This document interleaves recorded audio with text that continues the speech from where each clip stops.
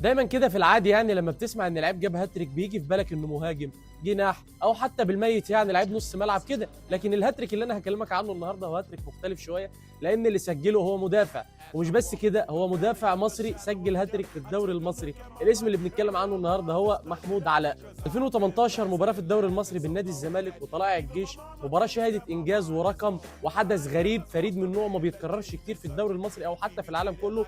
مدافع نادي الزمالك محمود علاء سجل هاتريك. ومش بس كده، ده هاتريك من غير ولا ضربه جزاء. انت متخيل ومستوعب حجم الحدث؟ محمود علاء سجل الهدف الاول من رأسيه، سجل الهدف الثاني برضه من رأسيه، سجل الهدف الثالث بعد مراوغه في ال 18، سد التسديده خبطت وراحت في حلق الجون، ما عرفش يعمل معاها حاجه حارس المرمى عشان يسجل محمود علاء الهاتريك التاريخي ليه في الدوري المصري. ودي حاجه بمنتهى الامانه تتحط في تاريخ محمود علاء وتحسب له، لان نادر جدا لما تلاقي مدافع سواء في مصر او في العالم بيسجل هاتريك، بل انه هاتريك من غير ولا ضربه